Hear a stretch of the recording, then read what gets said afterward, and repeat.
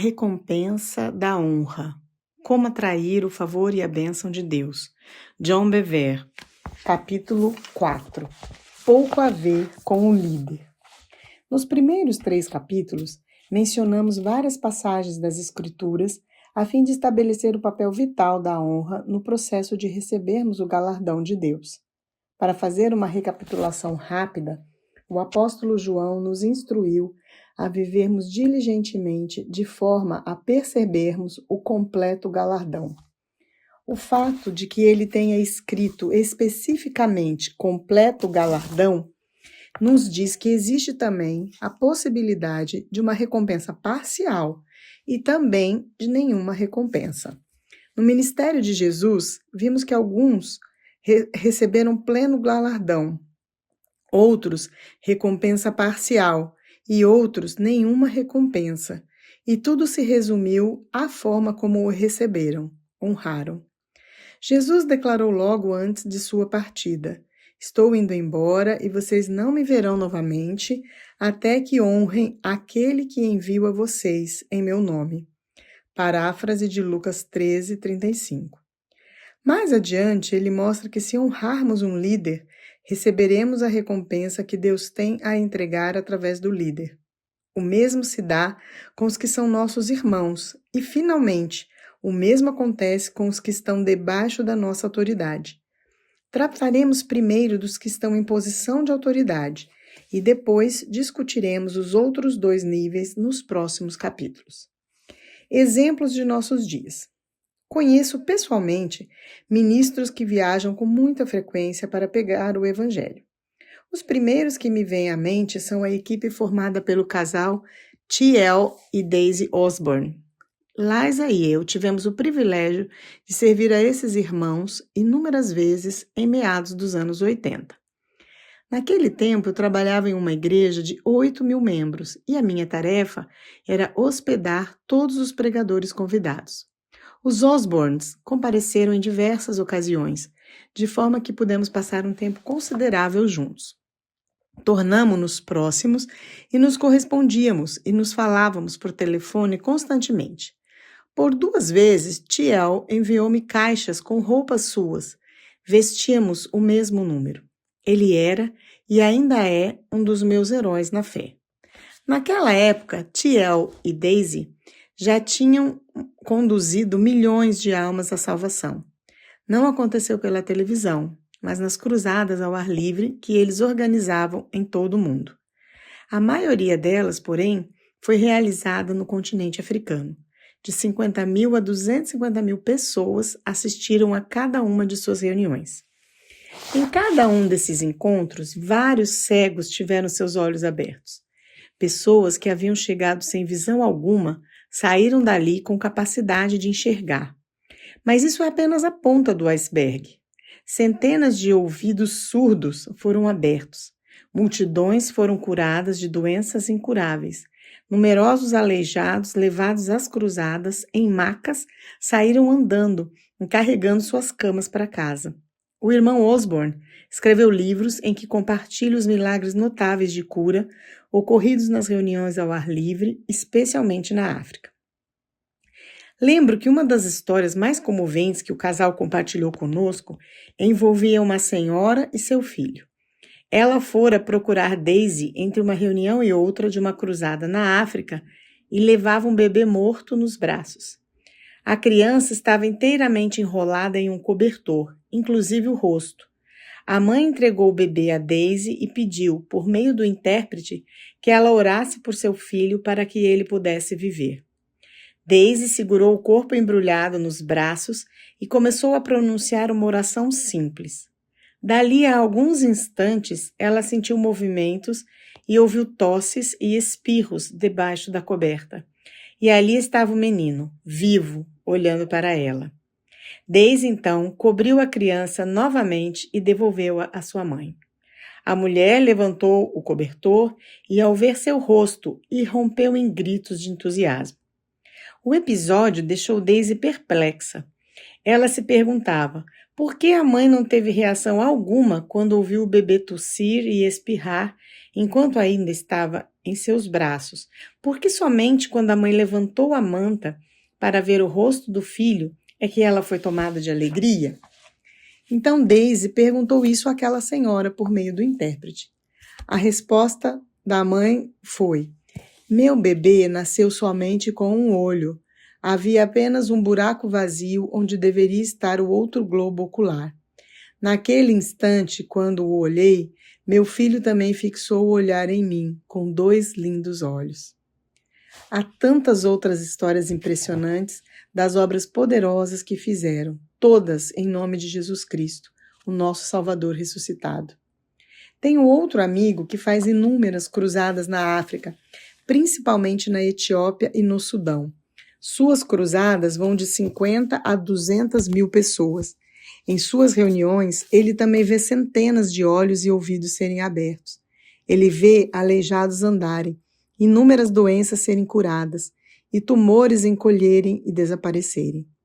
Há alguns anos, ele contou-me uma história tremenda.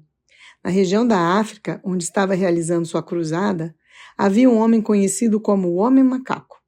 Ele era tão possuído por demônios que ninguém conseguia controlá-lo.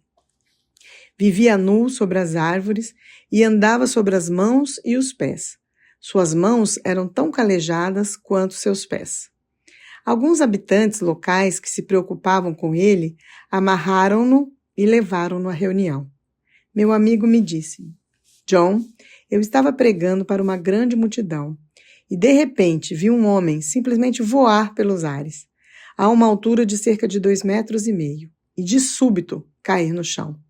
Ele não se movia. Pensei que estivesse morto. No dia seguinte, lá estava ele sobre a plataforma, inteiramente vestido, com um terno e testemunhando sobre como Deus o havia libertado. Era o Homem Macaco. Então, ele me contou que a multidão cresceu de milhares para centenas de milhares, porque o Homem Macaco era conhecido em toda aquela região. As massas queriam ouvir a palavra de Deus, que havia libertado aquele prisioneiro dos poderes demoníacos. Eu poderia relatar inúmeras histórias de homens e mulheres que presenciam esse tipo de obras poderosas, principalmente na África. No entanto, o ponto é que esses mesmos ministros voltam para a América ou para outras nações ocidentais. São as mesmas pessoas, pregam as mesmas mensagens, possuem a mesma unção, desenvolvem a mesma técnica ministerial, mas apenas algumas dores de cabeça, ou dores nas costas, ou alguns casos de artrite são curados em suas reuniões. Por quê? Tudo gira em torno da honra. Esses amigos de quem falei são tratados em algumas dessas nações com uma grande estima e apreciação. Eles são vistos como homens e mulheres enviados por Deus e tratados como realeza. Você é o homem de Deus, não é? Em algumas ocasiões também ministrei na África, em países como Quênia, Zimbábue, Angola e outros. Em geral, fico bastante constrangido pela forma como sou recepcionado. Não por falha deles, mas por causa do nível de conforto que me oferecem. Eles me tratam como se eu fosse um rei. Meus anfitriões colocam-me em seus melhores hotéis, e sei que isso é para eles um grande esforço financeiro. Não me permitem carregar nada, nem mesmo minha Bíblia. Dão-me suas comidas mais finas, e as pessoas mais capacitadas são separadas para me servir. Lembro-me de certa vez, após ter pregado a milhares de pessoas, ter sido levado até uma sala com ar-condicionado.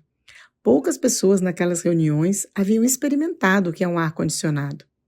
Uma mulher, cercada por outras que estavam ali para servir, veio e ajoelhou-se diante de mim com a cabeça curvada e segurando uma grande bacia, enquanto outra mulher segurava um jarro de água para lavar minhas mãos. Depois que elas mesmas lavaram minhas mãos, outra pegou uma toalha de seu braço e secou-as. Elas estavam me dando o melhor que podiam, ou seja, honrando-me. Quando aquela mulher se ajoelhou diante de mim, fiquei desconfortável. Pensei, posso lavar minhas próprias mãos. Você não precisa fazer isso. Então, Foi como se o Espírito Santo me advertisse com severidade. Nem pense em recusar a homenagem delas. Deixe que elas o sirvam. Há uma diferença entre honra e adoração. Para todo sempre adoraremos somente ao nosso Deus, Senhor e Rei. Mas para todo sempre daremos honra a quem honra é devida. É o protocolo justo do reino de Deus. Lembro-me de que nos anos 90 tive o privilégio de falar à liderança de um apóstolo muito conhecido. Esse homem tem cerca de 5 milhões de pessoas nas igrejas que supervisiona. Suas igrejas se localizam em 18 nações diferentes do continente africano. Todo mês de fevereiro, ele reúne os 6.000 pastores presidentes, nenhum pastor associado é convidado, e pede a líderes da América e de outros continentes que venham ministrar. Foi uma das unções mais fortes em operação de que me lembro em toda a década de 90. Preguei literalmente como um homem do outro mundo. A presença de Deus foi estarrecedora. Entre as reuniões, eu era servido de uma forma semelhante à que lhes descrevi. Depois que uma dessas pessoas se afastou, um líder olhou para mim e disse: "Você viu a pessoa que acaba de fazer isso por você? Ele é o diretor principal de operações da CIA em toda a nação." Fiquei em estado de choque. Depois de me recompor, pronunciei incrédulo: "E ele simplesmente fez aquilo por mim?" Eu não podia acreditar que alguém tão importante me serviria de modo tão simples. Eu ficaria honrado apenas em me sentar na presença dele, quanto mais ser servido por ele. Aquele grande apóstolo, então, fitou-me com um olhar intrigado e perguntou: "Você é o homem de Deus, não é?" Pensei: nós americanos simplesmente não entendemos nada. Como uma mensagem é recebida?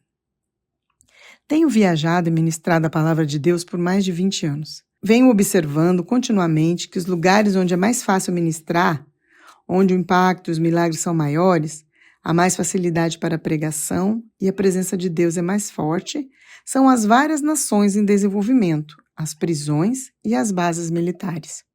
Por quê? Porque na maioria das vezes eles demonstram honra e reverenciam a autoridade. Lembro-me de quando descobri que isso não tinha nada a ver comigo, como ministro, mas sim com a receptividade do povo. Eu estava programado para falar em uma igreja no sudeste dos Estados Unidos. Naquela comunidade também estava localizada a prisão de segurança máxima do estado, que detinha aproximadamente 1.500 homens. O pastor-presidente da igreja era também o capelão assistente da prisão. Ele me perguntou se eu aceitaria falar aos prisioneiros no domingo pela manhã. O culto deles tinha início às 8 da manhã e o culto na igreja só começava às 11. Tínhamos tempo suficiente para fazer os dois. Aceitei de bom grado. Cerca de 100 prisioneiros assistiram ao culto naquele domingo de manhã. A adoração foi surpreendente. Os homens cantavam de todo o coração. Esqueci-me do fato de que aquela era uma prisão de segurança máxima, até o final da reunião, quando perguntei ao líder de louvor quanto tempo ele ainda teria de cumprir. Ele tinha olhos muito claros e um rosto alegre. Pensei que o ouviria dizer 2 ou 3 anos. Olhando-me com muita paz e humildade, ele disse: "Senhor, estou condenado a 3 sentenças de prisão perpétua." É desnecessário dizer que fiquei absolutamente chocado. O tratamento dele para comigo foi de máximo respeito. Isso também foi o que percebi em todos aqueles homens que estavam participando do culto. Os prisioneiros ficaram admirados que um ministro de fora da cidade reservasse tempo para ir ali falar sobre Jesus. A honra que me dedicaram foi extraordinária. Fiquei realmente impressionado com a forma como me receberam. Quando peguei o microfone naquela manhã, comecei imediatamente a ensinar e pregar como um homem do outro mundo. A unção estava tão forte e a energia era tão abundante que eu corria para lá e para cá como um treinador de futebol, preparando seu time para um jogo de campeonato. Os homens gritavam entusiasticamente. Foi tremendo o período que passamos ali. Falei por 1 hora. Depois, o Espírito de Deus caiu sobre aquele auditório e durante a 1h30 que se seguiu, algumas coisas impressionantes aconteceram. Homens foram salvos, cheios do Espírito Santo, curados e chamados ao ministério em tempo integral. Meu assistente na viagem veio à frente no final do culto, tomou o microfone e, com lágrimas correndo pelo rosto, disse com paixão: se eu morasse nesta comunidade, esta seria a minha igreja local. Um brado enorme rompeu entre aqueles homens, que ficaram loucos de alegria. Saímos da prisão às 10h30. O pastor, meu assistente e eu estávamos extremamente entusiasmados e comentávamos com expectativa o quanto o culto seria maravilhoso na igreja do pastor. Eu disse: este culto vai ser tão bom depois do que experimentamos hoje. Eu simplesmente sabia que chegaríamos lá e que a glória que estava em nós transbordaria diretamente para o culto daquela igreja. Nunca me esquecerei do que aconteceu. Entrei naquele culto e mal podia falar. A atmosfera era tão dura e opressiva que minha pregação foi impedida. Comecei a pensar: espere um instante. Há menos de 2 horas eu estava falando e ministrando de forma extraordinária. O que está acontecendo? Eu não conseguia entender. Dentro de mim não conseguia configurar ou analisar aquela situação. Sentia-me reprimido. A unção que estava sobre minha vida fora refreada. Naquela época eu não entendia o princípio da honra. Estava ainda no processo de aprender a respeito. Agora quero que todos saibam. Vamos perceber melhor a importância do que aconteceu naquela prisão. 16 anos depois, fui convidado para falar em uma grande igreja em Omaha, Nebraska. Eu não estava ciente da alegria que me aguardava. No primeiro culto que realizei naquela igreja, descobri que o homem que dirigia a mesa de som e fazia parte da equipe da igreja em tempo integral era o homem que dirigia o louvor na prisão daquele domingo de manhã. Fiquei tão chocado quanto fascinado. Perguntei: como você saiu? Você estava condenado a 3 sentenças de prisão perpétua, sem direito à liberdade condicional. Ele, então, começou a contar-me sobre o milagre da sua libertação, que é muito detalhado para escrever agora. Mas ele mostrou-me uma palavra profética que eu lhe entregara durante aquele culto. Havia 16 anos.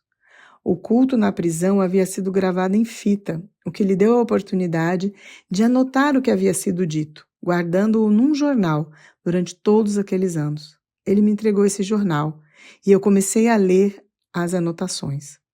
Minhas palavras declaravam que Deus o colocaria para servir ao reino em tempo integral e que o seu ministério dentro das 4 paredes da prisão era apenas uma preparação para seu ministério mais tarde do lado de fora.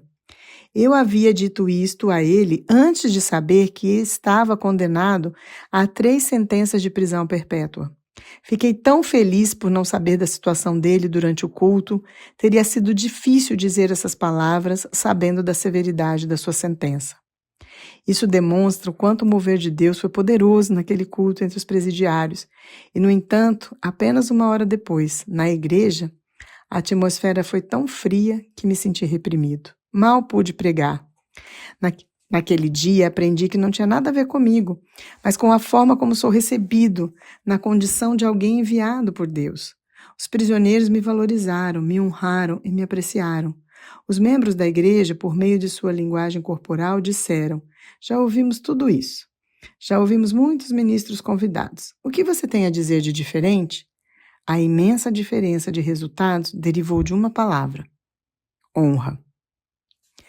Honrando a quem nos insulta. Permita-me mostrar-lhe ainda, a partir das Escrituras, que isso tem pouco a ver com o ministro e muito a ver com a forma como ele é recebido. Havia um homem no Antigo Testamento cujo nome era Eucana. Ele tinha 2 esposas, Ana e Penina. Fico tão feliz por não termos esse costume hoje em dia. Amo estar casado com uma única mulher. Penina tinha filhos, mas Ana não tinha nenhum, ela era estéril.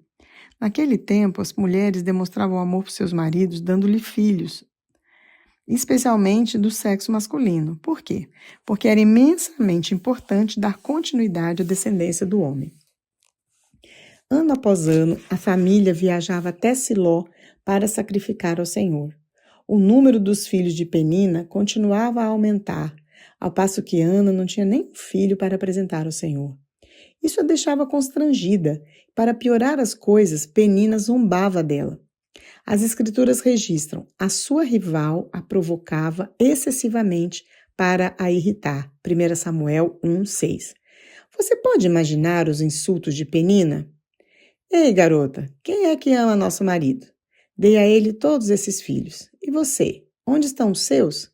Você não é mulher, você não é nem mesmo meia mulher.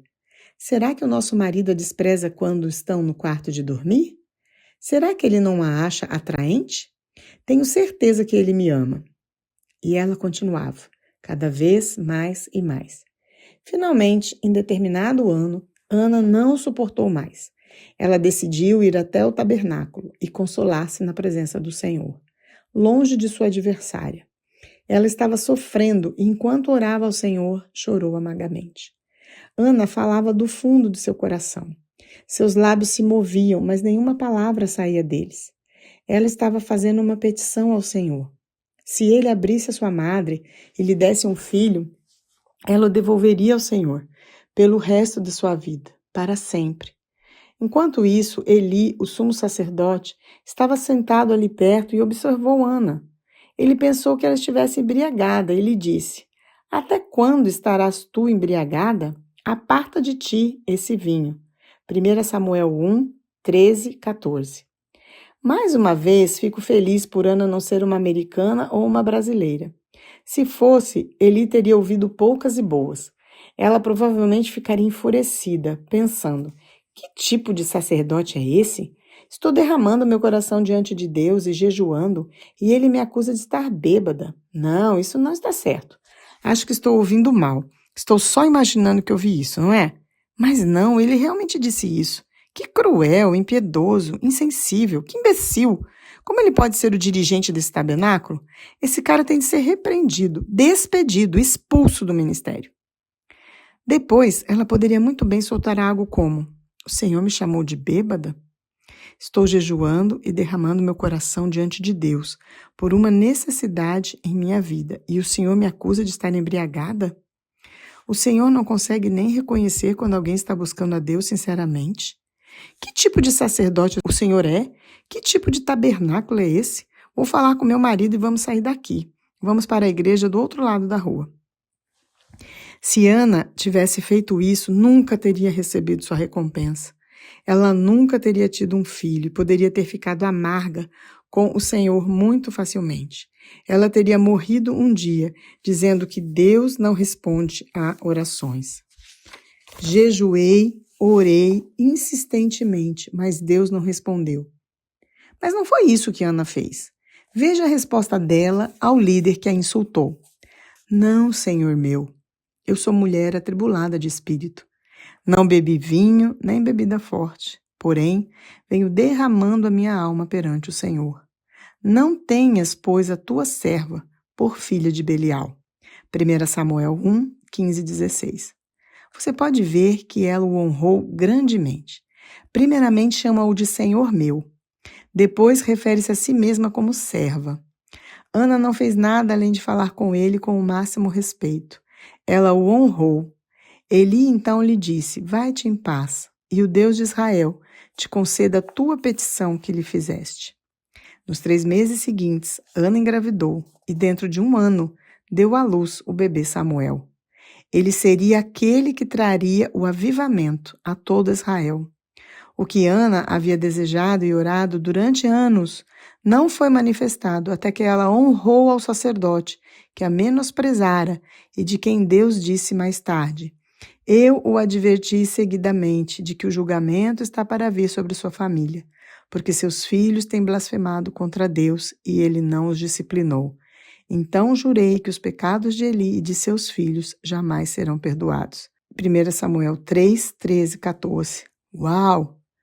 Isso é algo que você nunca vai querer ouvir Deus dizer a seu respeito, ou a respeito da sua família. Sem perdão para sempre. Ana, porém, recebe de Deus por honrar esse homem.